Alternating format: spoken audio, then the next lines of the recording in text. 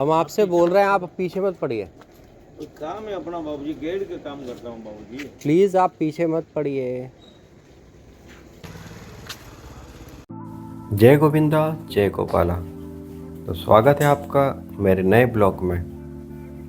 तिरुपति के local temple घूमने के बाद में हमने रात भर जो है होटल पंजाबी के अंदर आराम किया और सुबह सुबह हम नहा धोकर जो है निकल पड़े, क्योंकि हमें सुबह से नाश्ते के लिए भूख लग रही थी।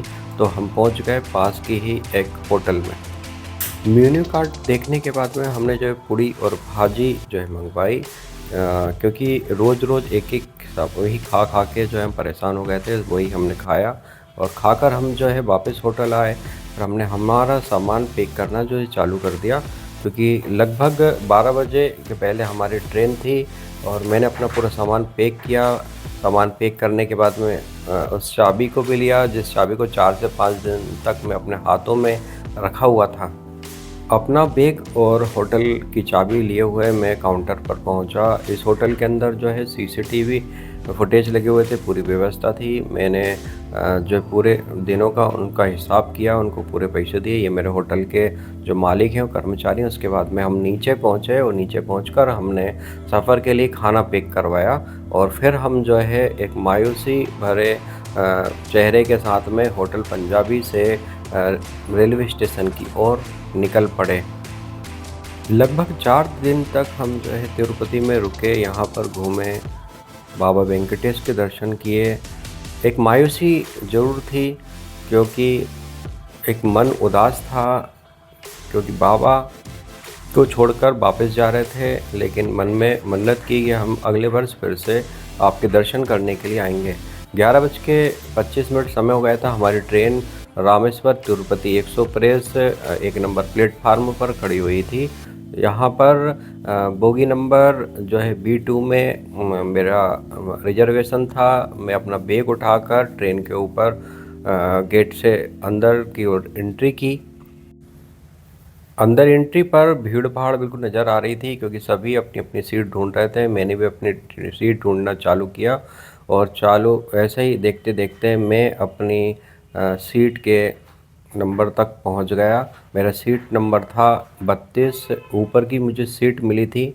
और फिर मैं एक बार फिर ट्रेन चल दी थी, तो मैं बाहर वापस दौड़ा और बाहर का नज़ारा देखने के लिए फिर से पहुंचा और यहाँ पर एक बार फिर से प्रार्थना करी तिरुपति बाबा वेंकटेश से कि बाबा मुझे फिर से एक बार आपके दर्शन के लिए अगले साल ज़रूर बुलाना। और फिर मैं अब वापस लौट गया अपनी सीट की ओर। अपनी सीट पर पहुंचते ही जो है मेरी बहस सामने बैठे हुए पैसेंजर से होने लगी, क्योंकि वो मुझे नीचे बैठने नहीं दे रहे थे। उनका कहना था कि आपकी सीट ऊपर है, लेकिन रेलवे के नियम उनको पता नहीं थे। 32 नंबर पर मुझे बैठना था, लेकिन रात को सोने के लिए ऊपर की सीट होती है, लेकिन दिन में बैठने के लिए नीचे की सीट होती है। ऐसे ही उनसे बहस की और मैंने बोला उनसे कि आप टीटी से बात कर लीजिए। वापस में जो है अब बाहर सफ़र का जो है आनंद लेता हुआ इस सफ़र को मंजिल को की ओर बढ़ रहा था। बाहर का नज़ारा देखते ही बन रहा था। मैं एकटक निगाहें मेरी भारी लगी हुई थी और यहाँ का नज़ारा मैं अपनी आँखों में कैद करते हुए सफ़र का आनंद ले रहा था। इसी आनंद को लेने के लिए मैं एक बार फिर से जो है गेट पर पहुंचा, बाहर का नज़ारा देखने के लिए। बाहर का नज़ारा मनमोहक था। धीरे धीरे ट्रेन अपनी मंजिल की ओर बढ़ रही थी। थोड़ी देर जो है ट्रेन एक जगह पर रुकी, वहाँ पर मैं बाहर घूमने के लिए निकला। थोड़ी देर चला इधर उधर और वापस ट्रेन के ऊपर चढ़ गया। यहाँ जो है इन वादियों के अंदर एक छोटे छोटे जो है मंदिर दिखाई दे रहे थे।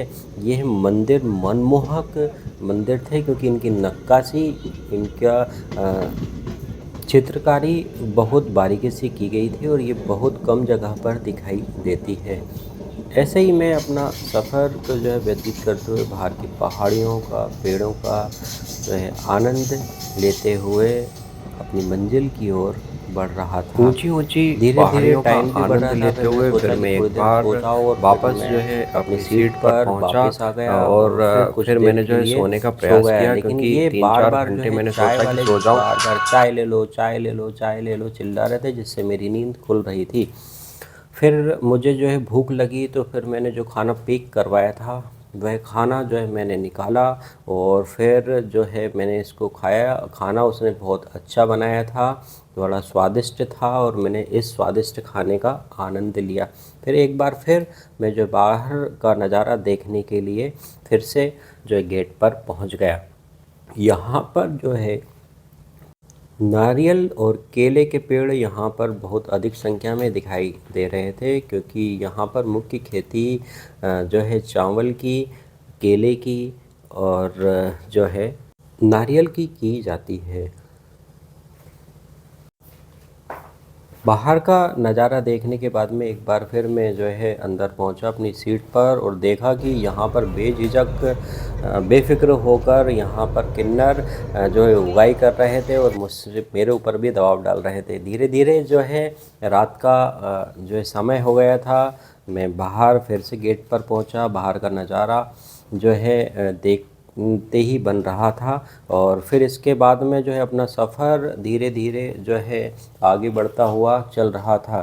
फिर मैं वापस जो है अपनी सीट पर आ गया और थोड़ी देर के लिए मैं फिर से सो गया। रात को हमें उतरना था, तो लगभग 1 बजे के करीब में मैं जो है तैयार होकर अपना बैग उतारकर स्टेशन जो है बिल्कुल करीब में था।